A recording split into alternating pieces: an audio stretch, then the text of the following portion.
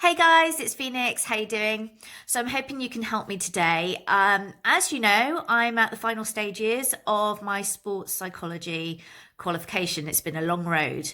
And for my final research project, I am looking at the experiences of athletes who have competed in a major multi-games event. By that, I mean an Olympic Games, Paralympic, or Commonwealth Games.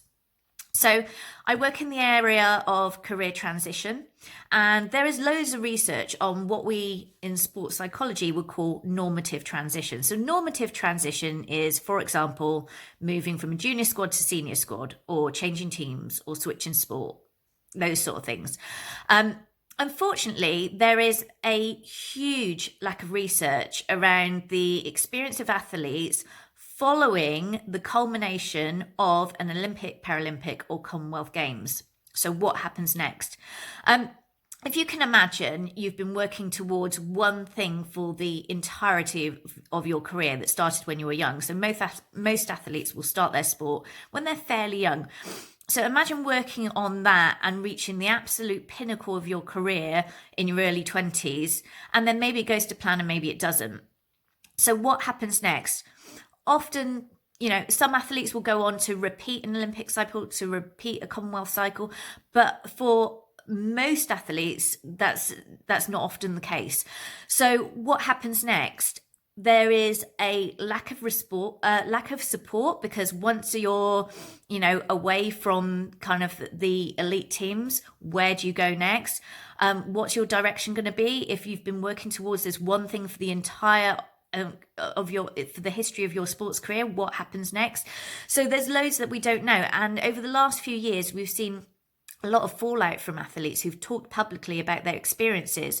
Even someone like Michael Phelps, who has done amazing things. He got to the end of his career and he's achieved everything he ever wanted to, didn't know what to do with himself next.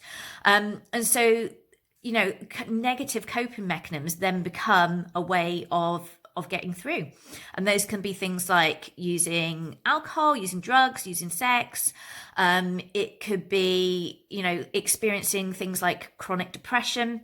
And we need to understand the experiences of these athletes in a much broader perspective, so that we can then put in support mechanisms and put in interventions to help athletes transition out of what should be considered a normal career transition pathway. But as yet, there is no research. So my research project is fundamental to the future well-being and health of athletes that experience this transition. So I'm really hoping that you can help me by either sending this to someone you know who may be able to participate in my research. It's completely confidential. All research is completely voluntary as well.